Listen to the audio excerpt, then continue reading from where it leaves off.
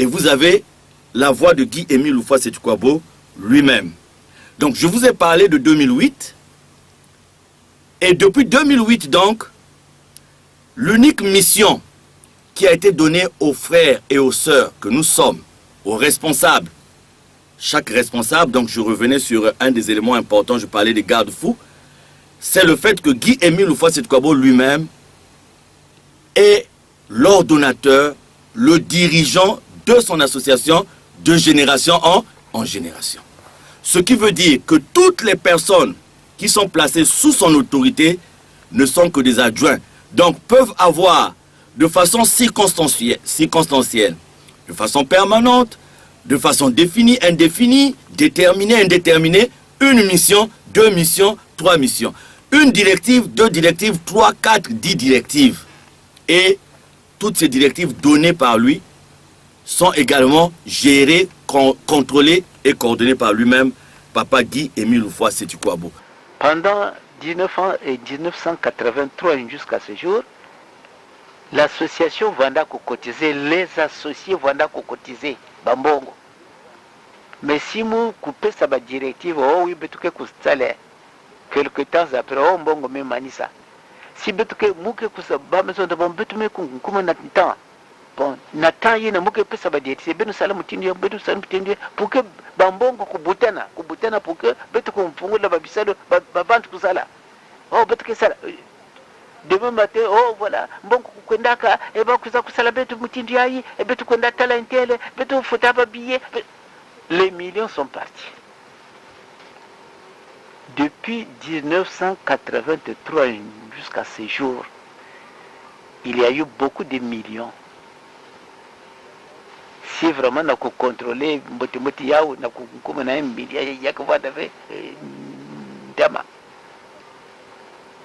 parce que dans vous me vendez mais qui est-il lui, Émile, c'est qui, lui, c'est qui? Mais moi, tout cas, c'est qui? C'est parce que il y a des là, il y a des bureaux. Mais si il y a des salles, si moi, mes catholiques, il y a des bureaux, ni qu'on connaît, il y a des qui mais si il y a des qui s'est commandé, il dit, mais lui, c'est qui? Mais c'est moi qui suis là, c'est moi qui commande. Mais lui, c'est qui? Et il parle ça ouvertement, même dans le bureau de ma frère, de ma soeur. Ce ne sont que les dirigeants qui font tout ce qu'ils veulent faire parce que ce sont des chefs. Ni kuna papa mi kungi beno kutela que ces derniers temps munu bakaka ba mambu nyosu tout munu mosimbo. Voilà pourquoi moi j'ai si beno me remarqué que partout il y a des adjoints, président adjoint, c'est dans ce sens-là. Parce que il y a des mouvements qui sont président. Je suis président, mais quoi? Il veut me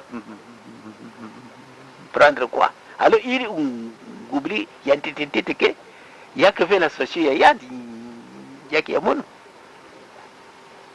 que fait l'association, il y a que l'association, mais il oublie ça, il dit, mais quoi? Il veut me donner des commandements, mais c'est quoi? C'est moi qui suis là. Mais si vous me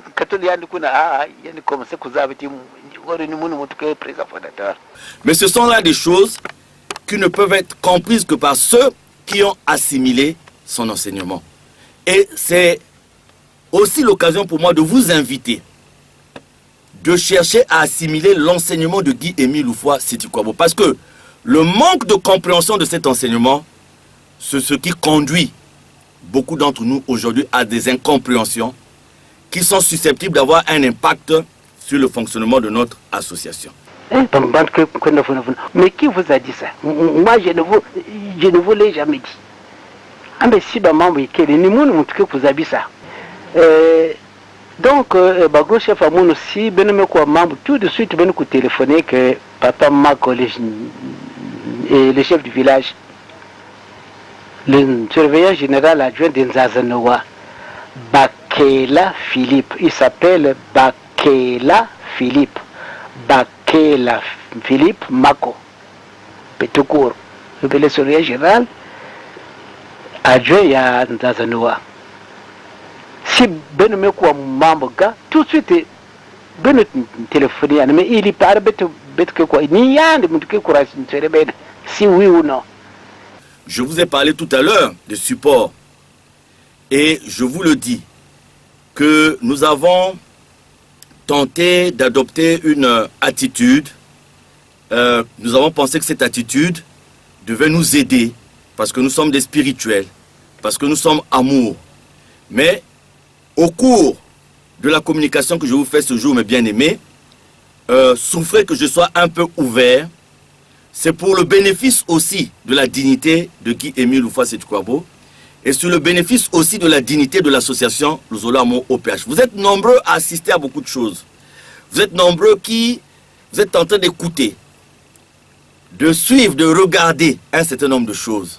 Eh bien, il est utile qu'on éclaire votre lanterne. Alors, vous savez qu'à partir de 2008, ce que Guy-Émile Loufa-Sétukwabo nous demande désormais, donc c'est de mettre en pratique ces directives. On peut regrouper ces directives de la façon suivante. Nous avons d'abord la vulgarisation des vérités divines de l'heure. Les vérités divines de l'heure pour lesquelles Guy-Émile Loufa-Sétukwabo dit que nous n'aurons pas la vie éternelle si nous n'avons pas assimilé les vérités divines de l'heure.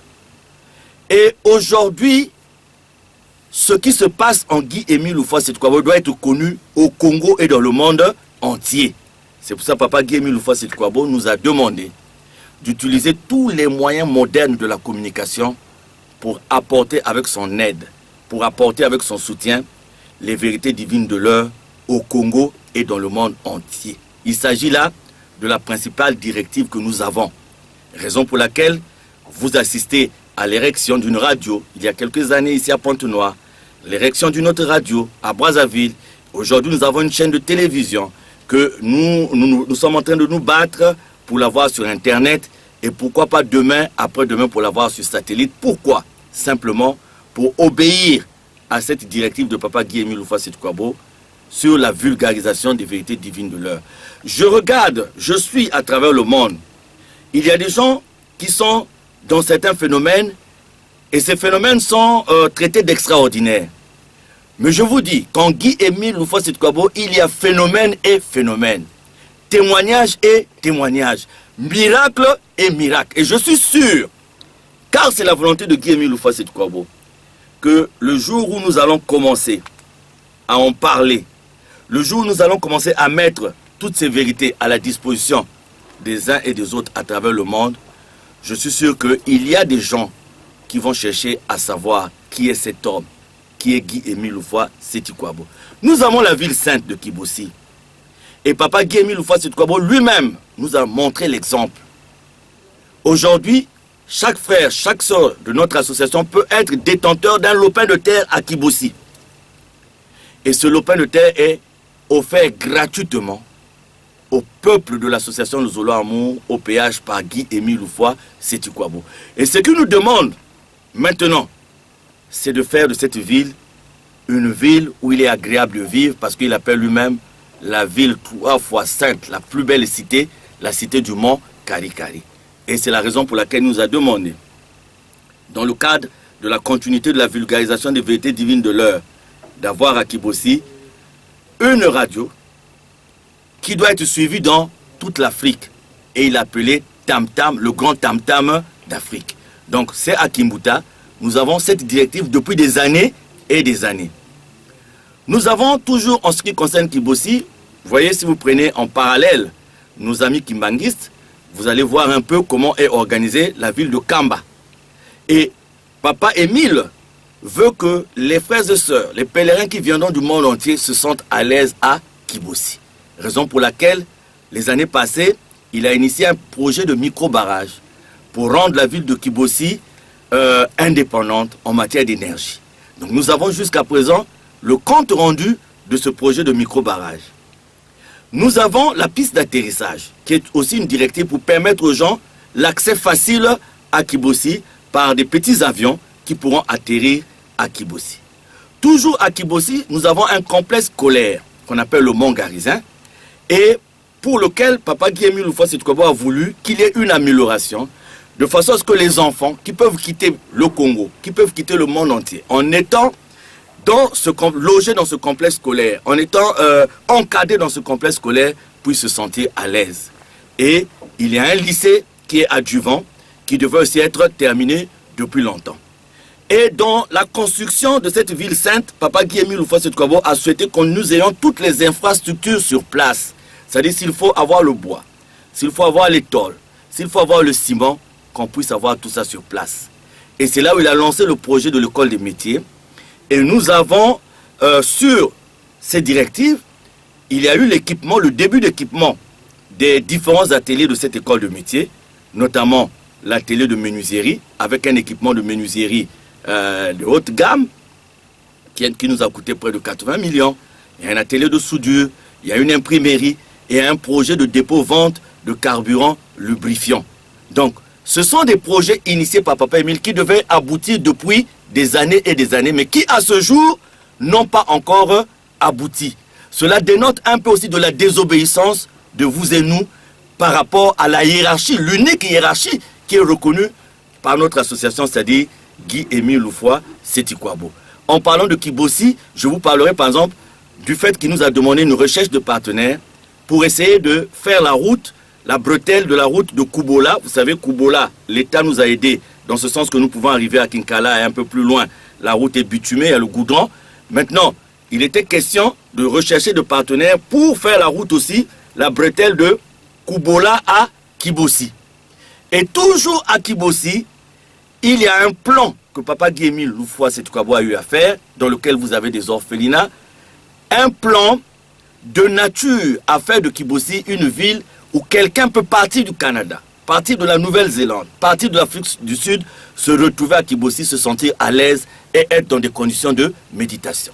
Vous savez, pour ceux d'entre vous qui sont allés à Kibossi, si vous n'avez pas réalisé un approvisionnement conséquent, eh bien, il est fort possible que vous y arrivez et que vous tombez à court de vivres, et que vous tombez à court de ceci, et que vous tombez à court de cela.